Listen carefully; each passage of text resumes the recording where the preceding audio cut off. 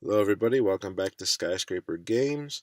I'm here at the skyscrapergames.com editor, and if you haven't done lessons 1 through 12, you should either go back and do those or at least load the code from lesson 12. That's what we're going to be working with today.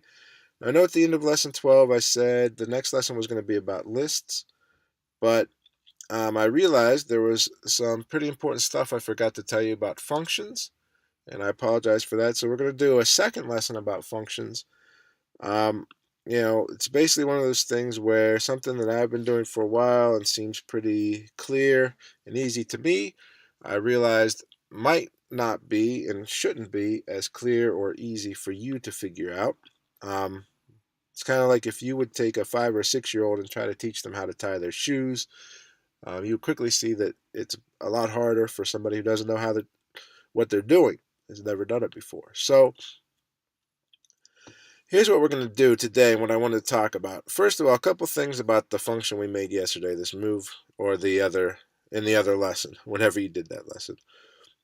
We've got the move player function, and in a lot of programming languages, this might be called a subroutine or a procedure because it doesn't explicitly return a value. Actually, in Python, any function, if you don't put in a return, it will return just a null value or nothing. But for coding purposes, we should put a return in here just so that if somebody else is looking at this code later, they don't look at it and wonder if we forgot to finish it. They know we actually meant for it to be done at this point, so we're just going to put return. That's also the same as return none. Now, the other way to use a function is to have it actually return a value, which is also important and very helpful. So last time I talked about these blocks of code where we're moving the computer player to chase um, the actual player, the human player. So I'm going to actually go ahead and make a function for that that's going to replace that code, and we're going to use this to show how to return a value and use that value. So I'm going to call this one chasePlayer. Of course, when we're making a function within a class like this one, we always need self as the first input parameter. And then the next one I'm going to put in here is player coordinate and then CPU coordinate. Alright, so that's going to be my function. I'm just going to paste this code that I have and change it slightly to repurpose it for what I want to do. So let's say if the CPU coordinate is less than the player coordinate, then return, whoops, got to spell it right, return CPU coordinate plus 1. Now, I didn't do the plus equals because I'm returning a value. I'm not assigning that value to a certain thing. And then if we do else if the CPU coordinate is greater than the player coordinate, and I apologize, I got a little bit of a cold here, so if I sound a little stuffy, I am. If the CPU coordinate is greater than the player coordinate, then return the CPU coordinate minus 1. Alright, now one important thing, whenever we have a function like this that's returning values that are going to be used in the program, we want to make sure that every possible path the code could take returns a value, even if we just tell it to return nothing, which can be used to say there was an error or something. So in this case, we have if the CPU player is less than the human player, then we return a value. If the CPU player is greater than the human player, we return a value.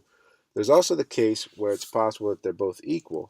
So in that case, if it passed all that if statement, we want to return just the CPU coordinate. So just stay the same if they're equal. All right. And so now it's always going to return a value no matter what happens.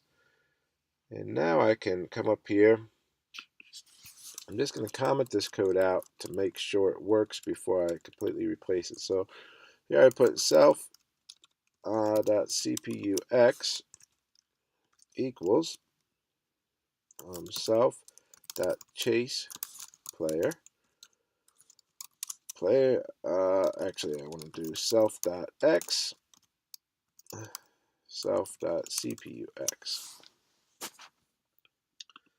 Now let me try running this and see. Appears to be working.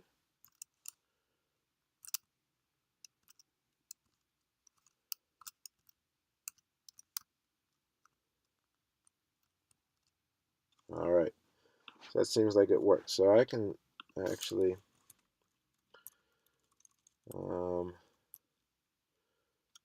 take that out.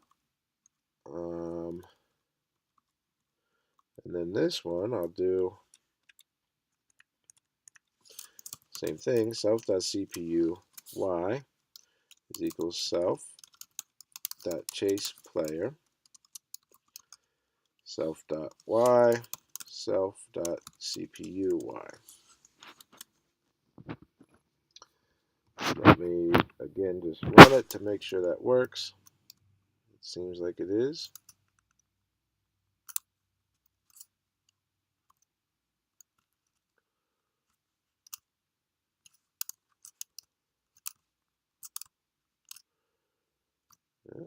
All right, so it looks like it worked.